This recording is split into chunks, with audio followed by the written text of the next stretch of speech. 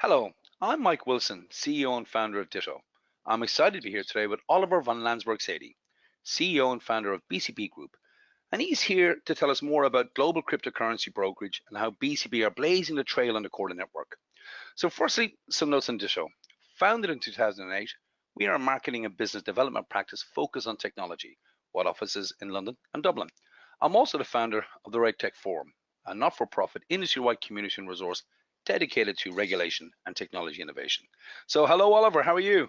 Hi, Mike. I'm very well, thanks, and thanks for having me on your panel. Well, thank you very much for joining us. A very exciting time. So first of all, would you mind for our audiences, please introduce yourself. Tell us a little more about the BCB Group and all about brokerage market within digital assets. Sure.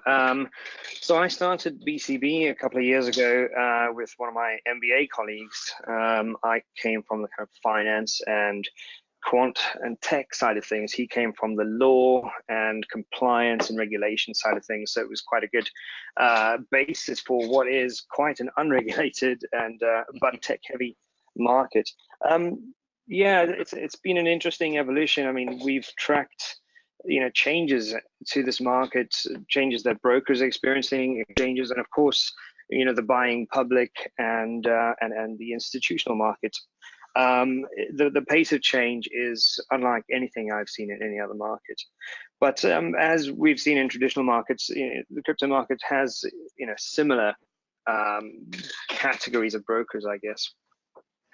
We started as an OTC broker, as one of our several strings to our bow. And I think as an OTC broker, what we were mimicking was the very early stages of traditional markets, which were phone-based, messaging based, fairly low tech. Of course, a lot of technology has come up, the Corda framework included, which has taken different parts of this whole market and professionalized it, made it more efficient, made it more slick. And our evolution as a company has also tracked that technology path.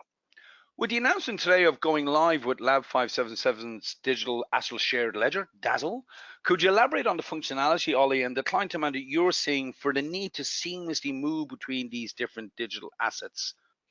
Absolutely. What we're looking forward to using DASL for is reducing those operational risks. It is being able to move different cryptocurrencies and cash on this Corda-based ledger. It is a huge improvement in efficiency. It means that all of those scalability challenges, which are part of the cryptocurrency landscape, are solved by doing it on Corda. It's something that the market's been crying out for, because it's the one question that hasn't been answered properly. How do we scale this up to be a globally useful tool? And I believe that Corda and the DASL technology that's built on it is definitely going to address that demand in a realistic timescale.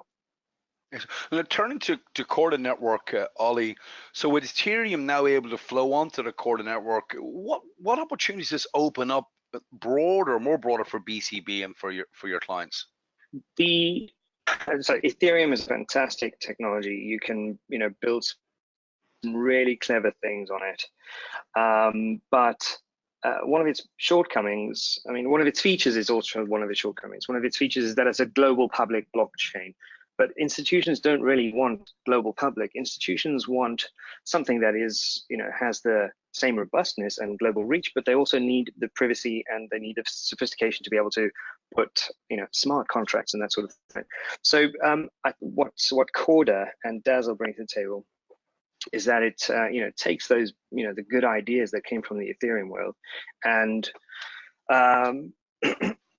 basically tailors them for a much more institutional market, with those specific needs.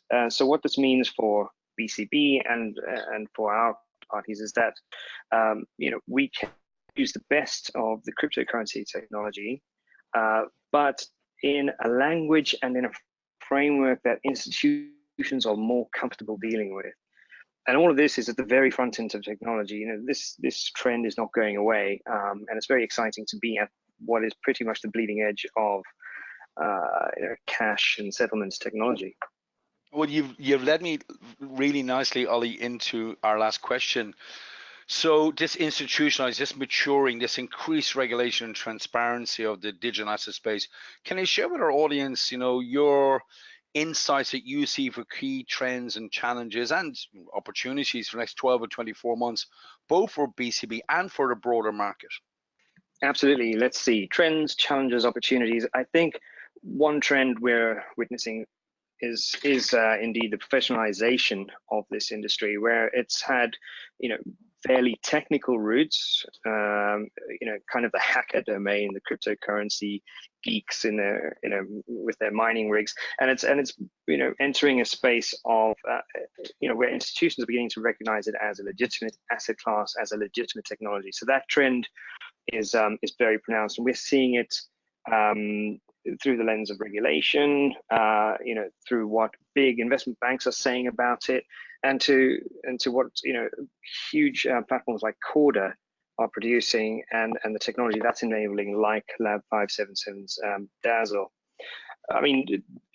This trend is a trend because it's addressing a lot of the challenges that have always been within this market.